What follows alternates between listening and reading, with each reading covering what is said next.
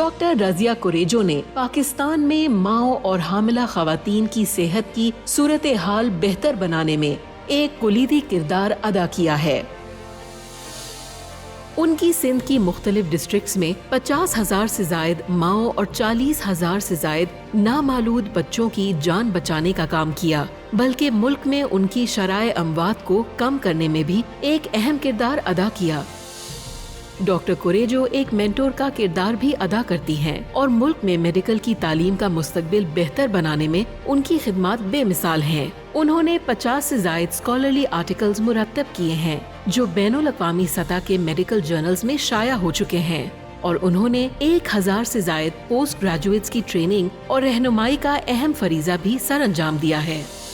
Community health के लिए doctor कुरेजो की खिदमत का अंदाजा उन वर्कशॉप से भी लगाया जा सकता है जो उन्होंने पाकिस्तान के छोटे बड़े और दूर दराज इलाकों में बैनुल अक़वामी इदारों जैसे कि national community of maternal and child health, south Asian federation of obstetricians और NCMNH national community of maternal and newborn health के साथ मुनक्किद की।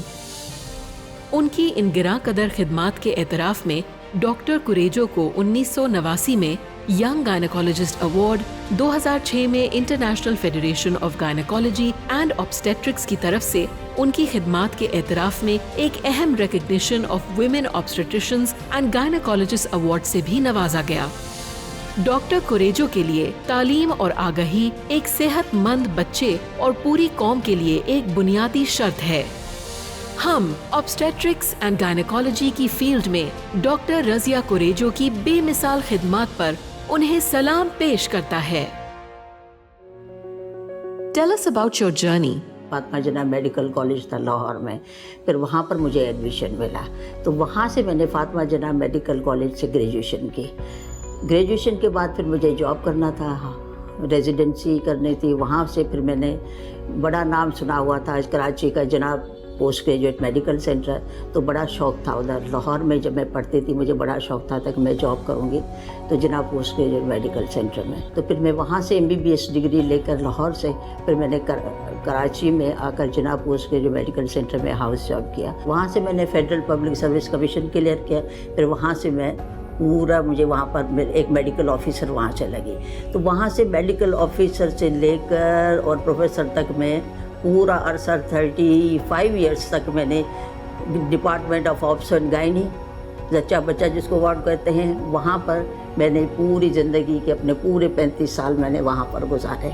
वहाँ से जब मुझे रिटायरमेंट मिली तो उसके बाद फिर बहरिया यूनिवर्सिटी मेडिकल और हेल्थ साइंसेस नया बना था, उनको एक प्रोफेसर की ज़रूरत थी, तो उन्होंने फिर मुझे बुलाया। फिर मैंने वहाँ पर पूरे 10 साल वहाँ पर मैंने काम किया as a professor in the department of obstetrics gynae, Bahria university medical and health sciences. What inspired you to choose your career? असल में ये इंस्पिरेशन ऐसी थी मेरी फैमिली की तरफ से बहुत ज़्यादा था। असल में ये विज़न जो था ना, ये मेरे दादा का था, क्योंकि हम लोग शुरू में गांव में रहते थे, तो वहाँ से क्या होता था कि कोई बीमार होता था तो मोरों से लेकर ट्रेन में चढ़ के और बड़ी मुश्किलों से हैदराबाद पहुँचते थे, वहाँ से फिर डॉक्टर्स को दिखाते थे, तो पूरा एक बड़ा एक डिफ़िकल्ट प्रोसीजर होता था। तो मेरी अम्मी कहती थी कि तुम बहुत ही छोटी सी थी, तो मेरे दादा का बड़ा था कि ये बड़ी होकर डॉक्टर बनेगी, तो इसको हम डॉक्टर बनाएंगे ताकि ये हमें फैमिली की पूरी सपोर्ट करेगी, ये करेगी। तो उनका ये विज़न था, जिसको फिर मेरे घर वालों ने, मेरे बाप ने, मेरी माँ ने और सब ने वो किया कि मेरे दिमाग में शुरू से ये डाला हुआ था कि तुमने डॉक्टर बनना है। तो इसी तरह मैंने डॉक्टरी की थी और मेरे दादा की ये भी ख्वाहिश थी कि ये छोटी छोटी डॉक्टर नहीं बनेगी, ये बड़ी डॉक्टर बने। What qualities are lacking among today's women? Time कम देती हैं, मेहनत लोग कम करते हैं। एजुकेशन का जो मेन प्रॉब्लम है ना हमारे यहाँ, एजुकेशन का है ना, फीमेल एजुकेशन जो है ना, लिटरेसी रेट बहुत ही लो है। तो मैं लोगों से, मेरा भी ये मशवरा है कि अगर एक माँ पढ़ी लिखी है तो उसकी जो औलाद होगी वो उसको पढ़ा लिखा करके उसको अच्छी मतलब तरबियत देगी तो वो अच्छी सिटीज़न मतलब मुआशरे में अच्छा अपना नाम रोशन कर सकते हैं। तो और ख़ास करके लड़कियों पर ज़्यादा तवज्जो दी जाए। तो हमारे यहाँ लड़कियों पर बहुत ही कम तवज्जो दी जाती है, और लड़कियाँ पैदा होती हैं तो आपको पता है शुरू से ही ज़रा उनको ना जेंडर बेस्ड जो होती है ज़रा उनको लो स्टेटस में रखा जाता है। तो मेरा ये ख्याल है कि लड़कियों को भी उसी तरीके से ट्रीट किया जिस तरह लड़कों को करते हैं। Which incident changed your life? मैं जब जेपीएमसी में डिपार्टमेंट में काम करती थी तो आप वहाँ पर अक्सर ऐसा होता था कि जो माएँ होती थी ना, वहाँ पर जो प्रेग्नेंट औरतें होती थी या जब ड्यूरिंग डिलीवरी के टाइम में या प्रेगनेंसी या आफ्टर द डिलीवरी ना, यूजुअली क्या होता था कि दिन रात हम उधर 24 घंटे हम काम करते रहते थे। जब मैं तो वहाँ पर क्या होता है, पेशेंट्स जो आती थी ना, मदर्स, तो मैंने देखा कि रोज़ाना 1-2 ना ब्रॉड डेड आती थी, यानी मरी हुई आती थी। फिर हमने एक स्टडी की इसमें मैंने पूरे 10 साल की ना जो भी जितनी भी ब्रॉड डेड आती थी ना, उनका मैंने पता किया कि क्या मकसद, क्यों ये आती है ब्रॉड डेड, क्या इनकी वजूहत है। फिर मुझे पता चला मेडिकल प्रॉब्लम्स तो हैं जिनकी वजह से उनकी डेथ हो जाती है, लेकिन सोशो कल्चरल जो प्रॉब्लम है, पैसे नहीं होने के पास, सोशल फैक्टर्स है, कल्चरल फैक्टर्स है, जिसकी वजह से ट्रांसपोर्ट का प्रॉब्लम है, जिसकी वजह से वो आती थी brought dead to the hospital. तो ये एक मेरी स्टडी थी जो कि बड़ी मैं और मेरी हमारी प्रोफेसर थी, प्रोफेसर सादका जाफरी, उस वक्त मेरी हेड थी इसमें हमने एक स्टडी लिखी, वो काफ़ी इंटरनेशनल जर्नल में छपी और काफ़ी लोगों ने उसको पसंद किया।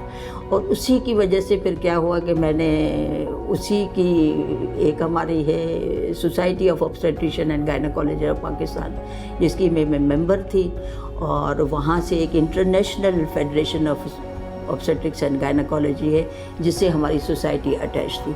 फिर इस स्टडी की बना पर ना, और मुझे उन्होंने सेलेक्ट किया as a young gynaecologist, award मुझे उन्होंने दिया। Did you face any pressures while working in your field?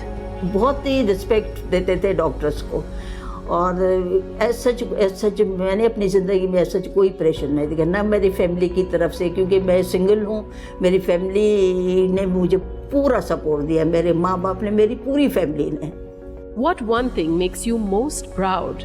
एक माँ को जब बचाती थी ना, जो बिल्कुल आती थी, मरने वाली होती थी, और मैं खूब मेहनत करके जब उसको बचाती थी, ब्लड लगवाओ, पैसे देकर, ये करो, भाग कर, और उसको जब बच जाती थी तो मुझे खुशी होती थी कि भाई देखो मैंने आज एक पूरी एक माँ 10 बच्चों की माँ को बचाया है, 4 बच्चों की माँ को बचाया है, 5 बच्चों की माँ को बचाया है। तो ये जो लम्हे होते हैं ना, मोमेंट होते हैं, ये बड़े प्राउड फील करते हैं अपने आप को, दिल को तसल्ली होती है, दिल को खुशी होती है कि हमने काम किया है और इसका हमें रिवॉर्ड मिल रहा है।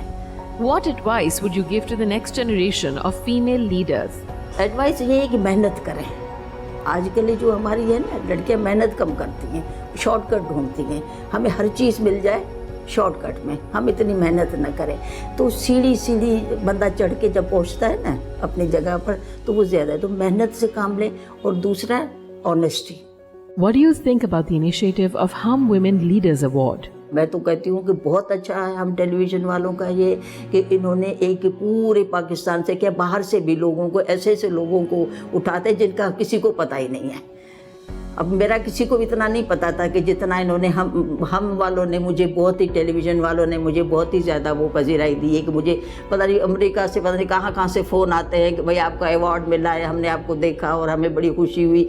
वो जो जिसमें मेडिकल कॉलेज में जो हम पढ़ते थे आज से 40 साल पहले की बातें, वो मुझे फ़ोन करके बताती हैं कि हमने तो देखा है। तो ये बड़ी दिल को एक खुशी होती है कि हम कहाँ एक गाँव के रहने वाले, कैसे मेहनत से आए। लेकिन ये सुल्ताना आपा का बहुत बहुत शुक्रिया जिन्होंने हमें ढूंढा, एक उसमें से निकाला, और उन्होंने इतना बड़ा हमें अवार्ड दिया, जिसका मैं तहे दिल से हम टेलीविज़न वालों का शुक्रिया अदा करते हैं।